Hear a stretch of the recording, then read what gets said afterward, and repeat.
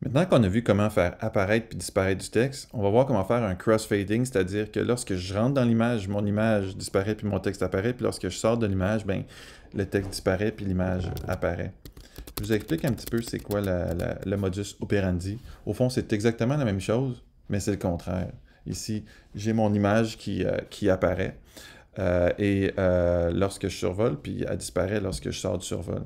Fait que, voyez-vous, c'est super simple. J'ai repris ma CSS de mon image ici, donc pour voir le précédent tuto avec comment on arrive avec le texte qui arrive, on l'a ici. Fait que pour l'image, ben dans le fond, je fais exactement la même chose que pour le texte, excepté que j'inverse les valeurs. Fait que dans mon image, j'ai une animation ici, Fade Out IMG. C'est moi qui l'ai appelé, ce titre-là, Fade Out IMG. On peut l'appeler comme on veut. Pourvu qu'après ça, dans le A keyframe, on le redéfinisse de la même manière.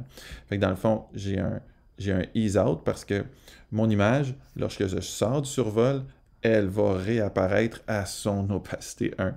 Donc, c'est encore une fois la première chose à définir dans la CSS, c'est lorsque je sors du survol. Pourquoi? Parce que lorsque je rentre dans le survol, c'est défini dans la propriété over, donc animation fade in image. Fait que ça, je l'ai défini ici, fade in image. Et quand je pars à 0%, mon opacité est à 1, puis quand je suis à 100%, mon opacité est à, mettons, 0.5, pour dire qu'il est à demi-opaque.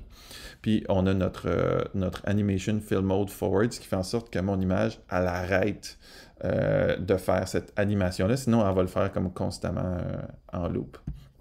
Fait que c'est juste ça, ce petit code-là. Lorsque je rentre, j'ai mon image qui disparaît. Lorsque je suis sur le texte, mon texte apparaît. Lorsque je sors du survol, mon texte disparaît, puis mon image réapparaît. Fait que vous avez le code qui est là. C'est quand même relativement simple à comprendre.